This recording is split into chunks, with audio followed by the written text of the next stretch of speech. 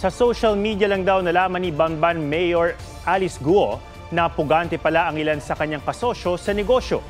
Sa isang statement, isiniwalat ni Senator Risa Ontiveros na may criminal activity ang incorporators ng Baofu Land Development na sina Zhang Ruijin at Lin Baoyin na iniimbestigahan sa Singapore dahil sa 2.8 billion Singapore dollar money laundering case at si Huang Ziyang na may hawak ng 4 na passport.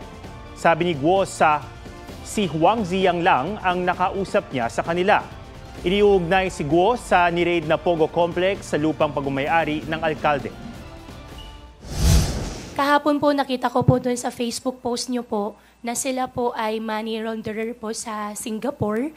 Hindi ba kayo nag-due diligence sa makakasama yung mga co-incorporators? Nakilala ko po siya sa Clark, pero hindi ko po alam siya po ay isang fugitive. Labas-pasok naman po siya ng bansa, nakakakwentuhan, nakakausap naman po.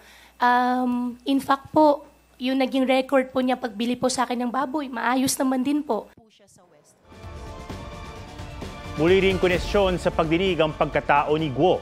Sabi ni Guo, kasambayang nanay niyang si Amelia Leal at iniwan siya sa pagkakapanganak. Tanong ni Ontiveros paanong iniwan si Guo ng kanyang nanay gayong may mga nakababatang kapatid ang alkalde. Base sa record ng Philippine Statistics Authority, 3 ang kapatid ni Guo. Sagot ni Guo, itinago niya ang tungkol sa kanyang mga kapatid dahil ayaw na niyang madamay pa ang ibang tao. Mga kapuso, alamin ang State of the Nation. Mag-subscribe sa GMA Integrated News sa YouTube. Sa ating mga kapuso abroad, samahan niyo kami sa GMA Pinoy TV at sa www.gmanews.tv.